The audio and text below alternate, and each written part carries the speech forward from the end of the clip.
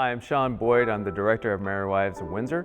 We're performing December 4th through the 14th. This is my first show as a director here at NCT. I've been a faculty member since 2020, but even before that, I did my MFA in acting here. I'm a huge fan of very broad farce comedy, and it's kind of my happy place. And this one I have never had a chance to do as an actor, but also I've never been around a season that has had this show done, and it speaks to that kind of intersection for me with Shakespeare and the classical texts and having a big ensemble, but also as much farce as you can squeeze out of a Shakespeare text. This one has it. Such a huge cast that every echelon of the student population is represented here. We have grad students and undergraduates. We have 2 guest artists from the community that are with us.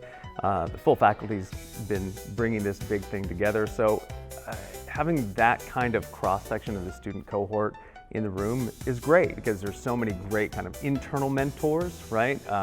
But in addition to that, like outside of class, I have most of these students in my classroom.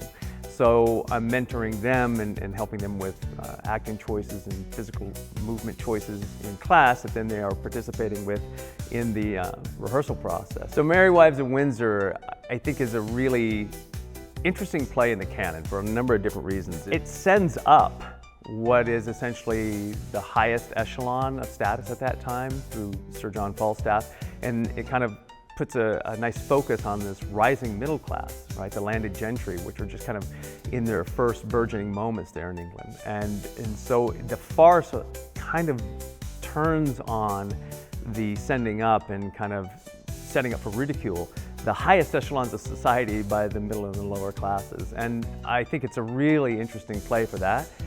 But it doesn't get drowned in this kind of the heaviness of a lot of verse. It stays mostly in prose. There are some verse pieces in it because it is a love story. And but for the most part, it's very, very bent on the farcical nature of like springing the trap on Falstaff. And it propels all the comedy from a very real place, a very substantiated place. And so it doesn't feel quite as broadly tethered as like a normal farce does, but it has this kind of real rootedness to it, a testament to how well he does all of his plays.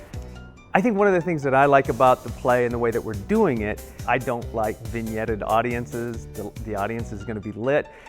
We are using the black box in the round, which is not done very often here, which I'm also very excited about. It's a huge use of the space that I don't think the actors and the designers get much chance to use, and I'm really excited. But it also creates a vigorous investment by the audience because they can look across and see each other like reacting to the work that's in front of them. The actors are going to be integrated obviously into the scenes and doing their stuff, but they're going to be bringing the audience along with them. A lot of direct address, a lot of interaction with the audience, a lot of kind of relying on the audience for the character's validation or the character's sense of self, and kind of nudge and a wink with the comedy. And so for me, I think that's one of the reasons that our production stands out. Another thing is we're kind of trying to remove all the barriers as much as possible. We're setting it in a very contemporary environment, a little extreme on some of the uses of costuming by my own direction, because I didn't want it to be completely set and steeped in realism and naturalism, but it's kind of like a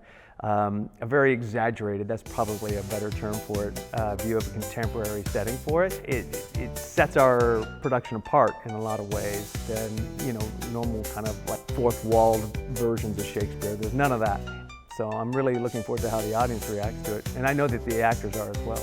We're performing December 4th through the 14th, and I hope to see you there.